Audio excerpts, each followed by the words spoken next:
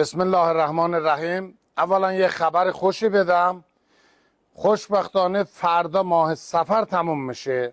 یه مژدگانی دارین عزیزان. این فرشا رو نگاه کنید.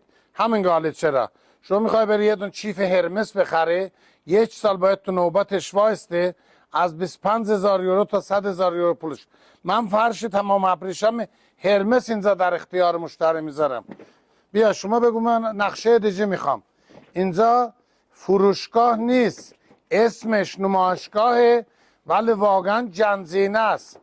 میخوای تا 1 ساعت نه تا صبح اینجا ورق بزنم، اینجا فرش هستش، نه 100 تا نه 500 تا نه 1000 تا نه 2000 تا. خب این لطف خداست، خواستن توانستن است. من گفتم من کوچه همه همکارام هستم، ولی در این صنعت با احد عظیمزاده نمیشه شوخی کرد. احد عظیمزاده جنزینه چه داره، چه در اینجا چه در دبی، رو دستش در دنیا نیست. 40 سال 49 سال خاک خوردم تا امروز در خدمت شماها باشم با این جنزینه. عزیزان بهترین روز ربیع الاول چه شروع میشه؟ ربیع الاول پس فردا شروع میشه، ولی ما میگن 1 2 3.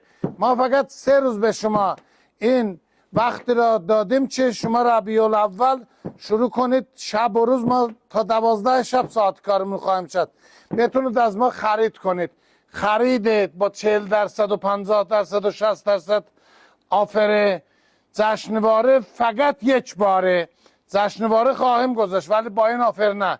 ما فرش فروختیم امروز با تبریز تماس گرفتم، 30 الی 35% باید بذارم روش میخرم. اشکال نداره، من جنس مال خودمه میفروشم، به خودم ربطی داره، از هیچ کس اجازه نمیگیرم، به همه احترام میذارم. اینم شانس مشتری. ولی فقط مونده 4 روز در خدمت شما هستیم. تا 4 روز بعدم در خدمت شما خواهم شد، ولی با قیمت واقعی. این کار استثنا فقط 4 روز.